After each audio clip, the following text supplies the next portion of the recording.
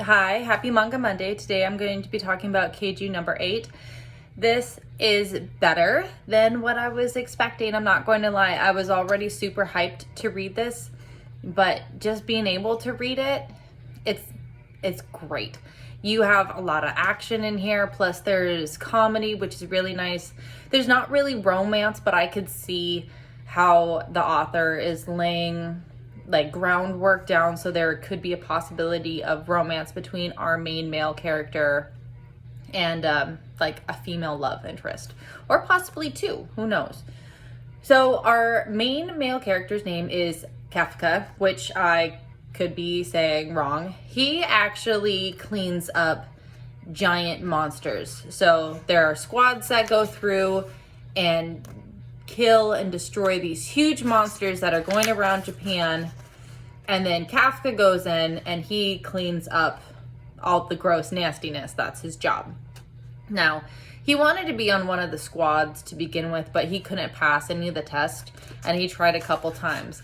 So one day while he's going out to the job, they get a new recruit that comes in, and they don't necessarily get along super duper good. Like right off the bat, they kind of just like rub each other the wrong way, because the new guy wants to get into his squad and kind of thinks Kafka is a POS because he has given up on his dream.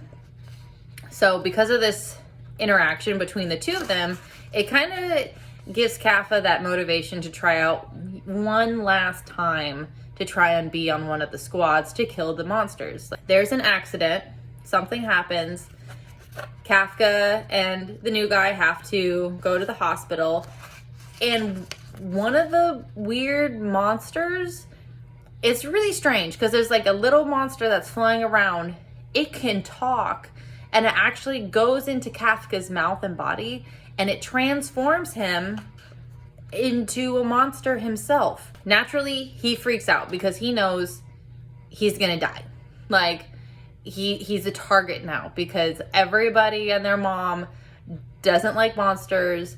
Luckily though, Kafka is able to transform himself back into human, which is fantastic. But you also, it kind of gives you like a little insight that if he can transfer back into a human, then maybe there are other monsters who are pretending to be human as well.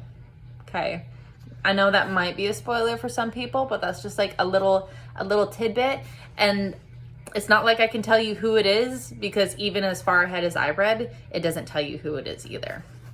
Now, this girl is also trying out to be a member of the squad, like the monster squad team.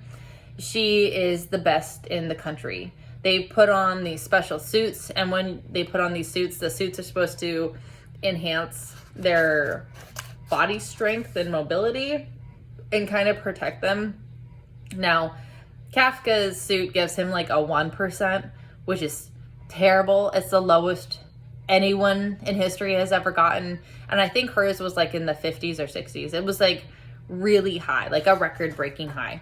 Of course, she doesn't like him because she thinks he's a joke, because realistically, he's not very good at anything. Like physically, he can't run really well unless he sinks into the new monster ability he has, and then he's really fast, and then he's really strong. But he's trying not to do that. He's trying to rely just on his human part to get through the examination. And because of that, he sucks. He's just not up to par. But he's barely passing. He's barely skimming along. So in one of the final examinations that they do, they go into like this giant arena. They all get real weapons, and they have to fight monsters. And that blonde chick that I just showed you, she's to the point where she gets overwhelmed, overtaken. She loses her gun. She's on her knees.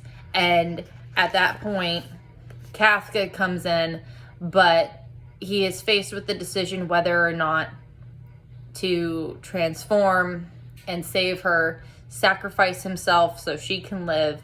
You know, there's a number of different possibilities in what he could do. I'm not going to say what he does because I think you should read it. I am really interested in seeing where this manga goes. Like I said, so far, I like it a lot. I can't wait to read more. I hope everyone has a wonderful day. Thank you for watching. Bye.